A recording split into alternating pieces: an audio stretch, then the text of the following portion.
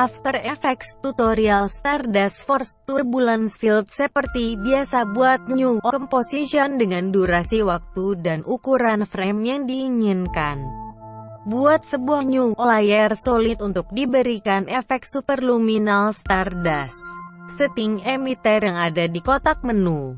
Emitter type sama dengan box. Partikel per second besarnya disesuaikan dengan wave yang ingin dibuat. Bisa dimulai dengan angka 10.000. Speed sama dengan 0. CZX sama dengan 900, boleh lebih sesuaikan tinggi frame. Setting partikel standar. CZ partikel sama dengan 2. Lift second sama dengan 2. Opacity akan disetting kemudian. Tambahkan kotak force di bawah kotak partikel.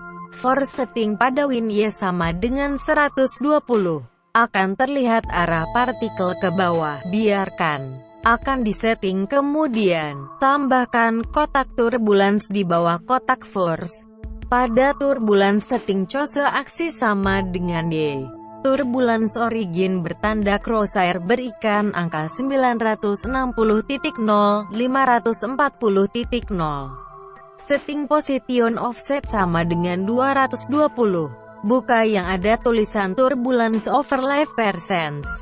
Atur grafiknya bentuk Bezier. Beri angka pada noise scale sama dengan 300. Noise amplitude sama dengan 50. Noise frekuensi sama dengan 15. Pada fractal frekuensi atur angka untuk durasi awal sama dengan 100. Perhatikan lingkaran kecil di depan tulisannya diaktifkan warna biru dan slider timeline di angka sama dengan 0. Geser slider di timeline sesuai durasi animasi.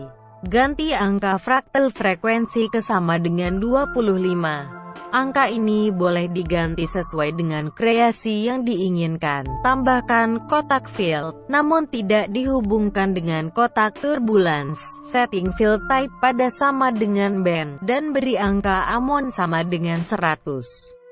Band amount sama dengan -60. Aksis sama dengan aksis Y. Jika ingin menambahkan background buat new layer solid beri efek generate pilih 4 gradient. Untuk menciptakan 2 wave duplicate layer Stardust dengan cara copy with relative property links. Hasil duplikat ini taruh di bawah track Stardust pertama. Selamat berlatih dan berkreasi.